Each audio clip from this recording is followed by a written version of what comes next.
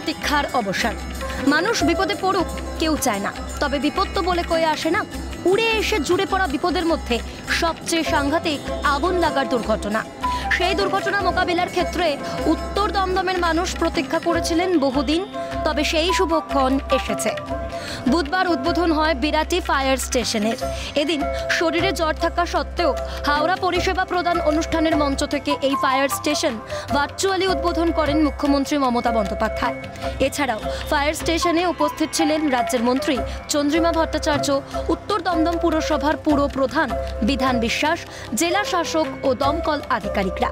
জানা যাচ্ছে প্রায় 4 কোটি টাকা ব্যয়ে নির্মিত হয়েছে এই ফায়ার স্টেশন। ফায়ার স্টেশন মানে উপকৃত তো আগুন লাগলে উপকৃত হবেন অবশ্যই। আমরা কখনো চাই না যে কারুর কোনো ক্ষতি হোক, কোথাও কোনো আগুন লাগুক, কিন্তু যদি এই ধরনের দুর্ঘটনা ঘটে তাহলে উত্তর দমদমের এই পরিষেবা যেটা চালু হলো আজকে এই ফায়ার স্টেশনের উদ্বোধনের মধ্য দিয়ে, সেই পরিষেবা মানুষ পাবেন, অত্যন্ত সত্বর পাবেন। খালি উত্তর দমদম কিংবা নবব্যারাকপুরের জন্য নয়, সংলগ্ন এলাকা যেগুলো আছে সেগুলো সবাই এই সুযোগ পাবেন। আন্তরিকভাবে রাজ্য সরকারের প্রতি এই ফায়ার স্টেশন চালু করার জন্য কৃতজ্ঞতা জ্ঞাপন করেন উত্তর দমদম পুরসভার পুর প্রধান বিধান বিশ্বাস। আমি প্রথমেই রাজ্য সরকারকে এবং মাননীয় মুখ্যমন্ত্রী মমতা বন্দ্যোপাধ্যায়কে ধন্যবাদ জানাই যে তার দৃষ্টিপাত উত্তর দমদমের প্রতি সবসময় আছে। আজকে উত্তর দমদমে 3.5 লক্ষ মানুষ এখানে বসবাস করে।